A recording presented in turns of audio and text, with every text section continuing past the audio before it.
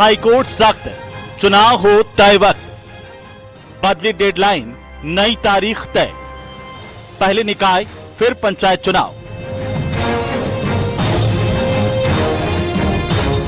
कई महीनों का इंतजार, सियासी गलियारों में लगातार चर्चाएं और लाखों जनप्रतिनिधियों की नजरें जिस फैसले पर टिकी थी, उस पर अब तस्वीर साफ होती नजर आ रही है।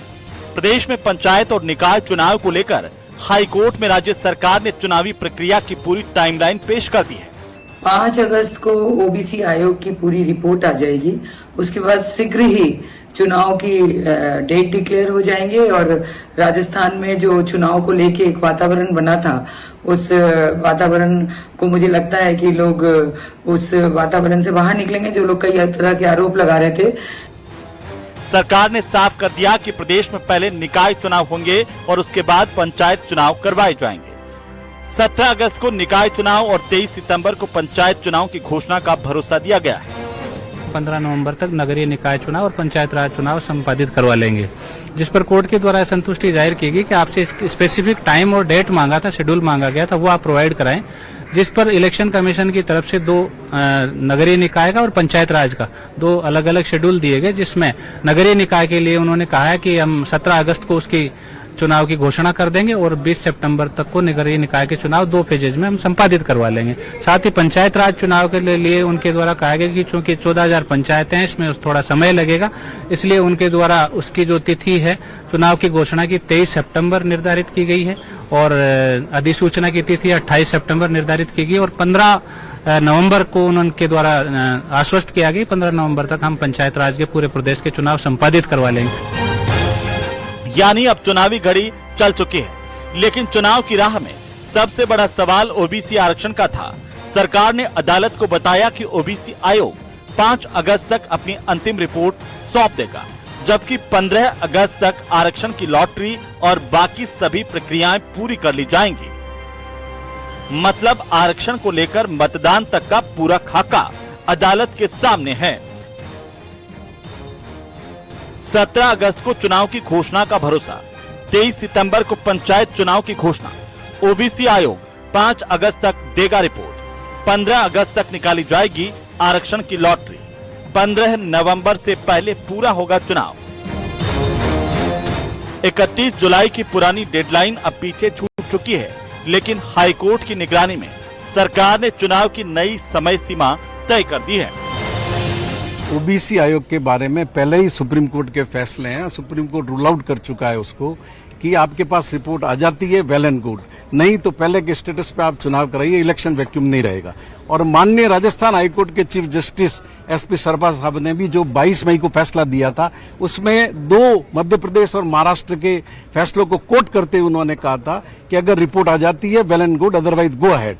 लेकिन इसके बावजूद इसमें टालम टोल हुई और अब उन्होंने आश्वस्त किया है चीफ सेक्रेटरी की अध्यक्षता में बैठक के जरिए कि हम समयबद्ध तरीके से रिपोर्ट दे देंगे। तो हाईकोर्ट ने उस पर भरोसा किया है और अनुमति प्रदान की। इधर इसको लेकर सियासत भी जारी है। कांग्रेस प्रदेशाध्यक्ष गोविंद सिंह डोटासरा ने जमकर हमला बोला। ओबीसी आयोग का गठन इन्होंने 1.5 साल देरी से किया। क्यों? जब 2022 का फैसला था, सरकार को पता था कि 9 महीने बाद में, सरकार बनने के 9 महीने बाद में नगर निकाय 59 के चुनाव हैं, तो इनको पहले ही ये काम करना चाहिए था। नहीं किया इन्होंने, जानबूझ करके नहीं किया, टालते रहे। इनकी स्थिति पतली थी और 3 महीने का समय दिया ओबीसी आयोग को। 16 महीने बाद में अब कह रहे हैं कि हम अब रिपोर्ट दे देंगे। फिलहाल अब सबकी नजरें 5 अगस्त की ओबीसी रिपोर्ट, 15 अगस्त की आरक्षण प्रक्रिया और 17 अगस्त को होने वाले निकाय चुनाव के ऐलान पर टिकी है। यानी साफ है, राजस्थान में स्थानीय लोकतंत्र का महापर्व अब ज्यादा दूर नहीं और आने वाले कुछ हफ्तों में गांव और शहर दोनों जगह चुनावी रंग पूरी तरह चढ़ने वाला है। Bureau report, news 18 Rajasthan.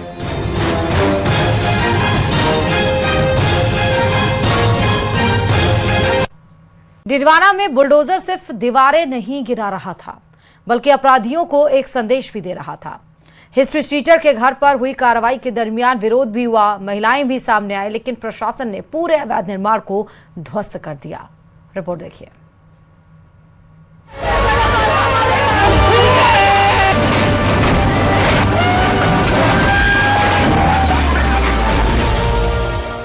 अपराध का हिसाब, बुलडोजर जवाब।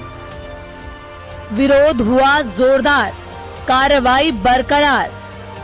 रेडी है bulldozer, message loud and clear.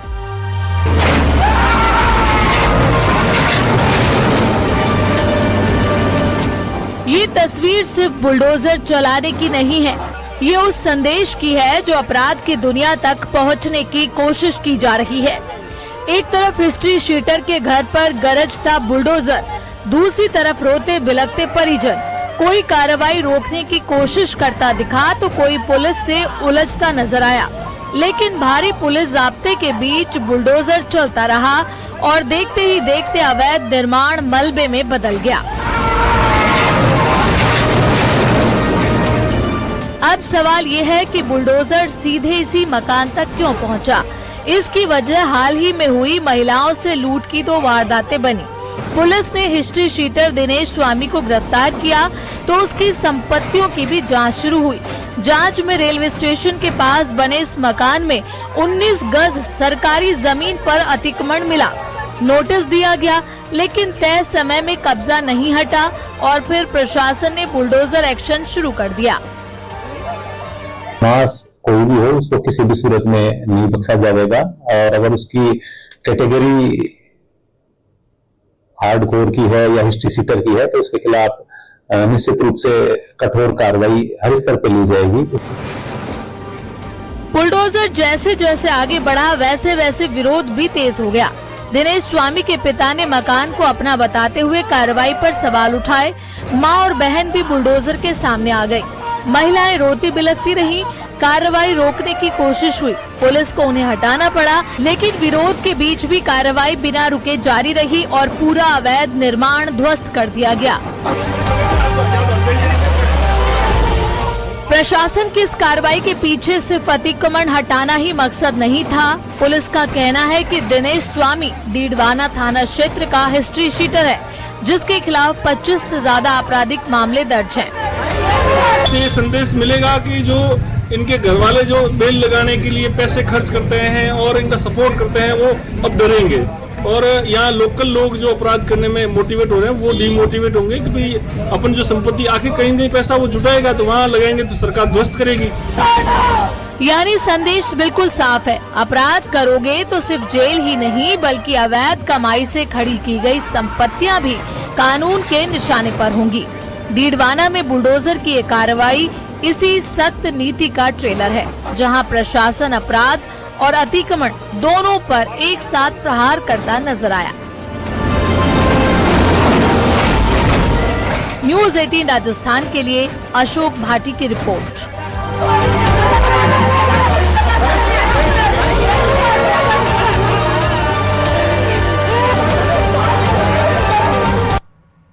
और इधर माउंट आबू में भालू का मूवमेंट देखने को मिला है। आबू के सीएचसी सेंटर पर भालू का मूवमेंट हुआ है। भोजन की तलाश में भालू निकला। सरकारी हॉस्पिटल परिसर में गनीमत रही कि कोई भी नहीं मिला, मरीज नहीं है, मतलब मरीज नहीं मिले, वरना बड़ा हादसा हो सकता था। होटलों की खाने की गंध से अक्सर भालू आवासीय क्षेत्र में दिखाई देते हैं।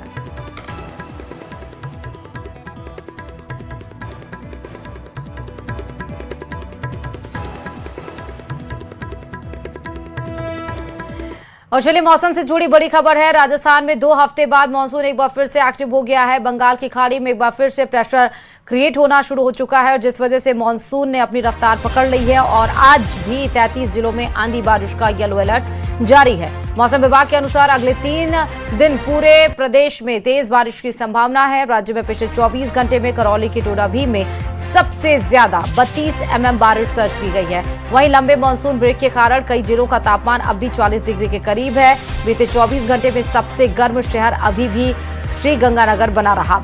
यहां दिन का तापमान करीब 43 डिग्री रहा। इधर राजधानी में बदले मौसम के कारण अधिकतम तापमान में 3 डिग्री की गिरावट दर्ज की गई है।